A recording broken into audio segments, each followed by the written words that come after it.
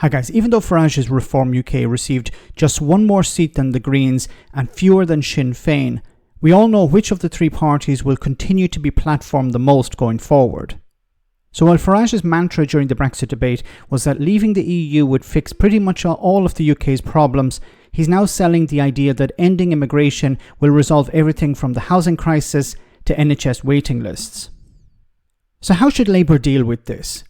Well, my good friend Van Man Talks had a wonderful response to the Farage problem. Have a listen. It's going to be an incredibly difficult job. Not just the damage that he has to unrepair, but just healing the nation. And that was one thing that he did put into his speech that I'm happy about.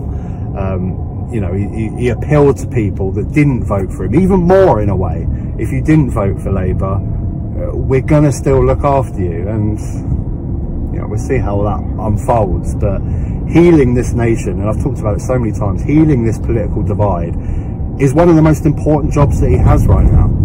It really is. And, we see the rise of Reform, we see the rise of Farage, we see the rise of the far right all over Europe, in France and everything.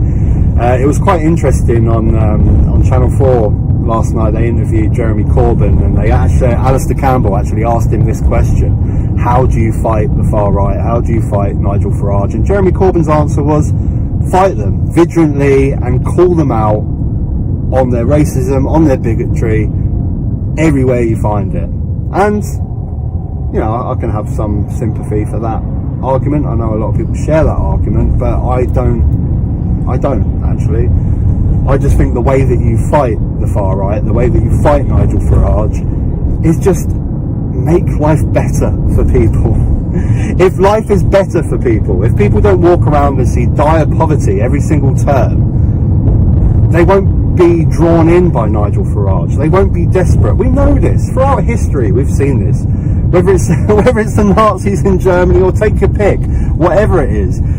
Immigration in Australia in the 70s. Whenever times are bad, if you've got a worldwide depression, the markets, the credit crunch, whatever it is, people need something to blame for their problems. And well said, Marcus. Well said, Van Man Talks. This is the problem.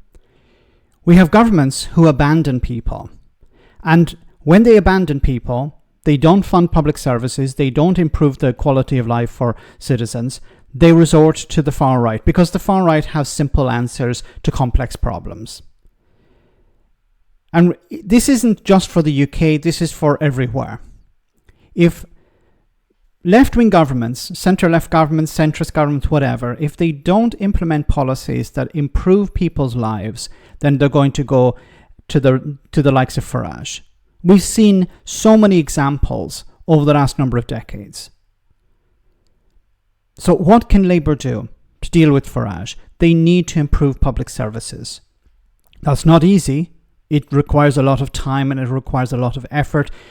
Starmer, if he's going to do this, he's going to face a lot of pushback from constituents. He's going to see pushback from members of his party. He's going to see pushback from the media.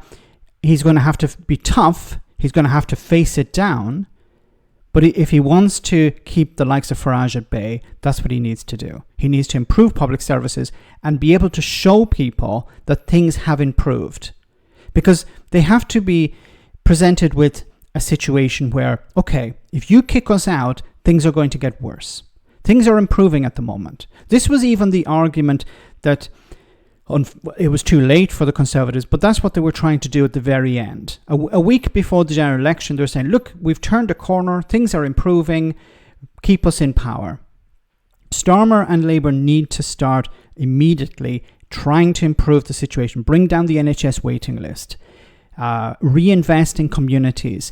People look around, and if they see shops boarded up, if they see unemployment, they see crime, they see graffiti, things like this, they're going to say, well, things are not improving. Let's give Nigel Farage a go. And that's the opposite of what you want. You need to show things are improving. Not just improve things, but show that they're improving. And that's how you deal with the right wing, the far right. I think Marcus is correct here. He's also correct when he said that, look, facing down, challenging the far right on their racism is one thing. In the media, you can try and do that. But at the end of the day, ordinary people are going to vote for parties if they believe, irrespective of their ideology, they're going to vote for them if they believe they're going to make things better. Let me know in the comment section, guys, what you think. As always, your comments are greatly appreciated. Thanks a lot.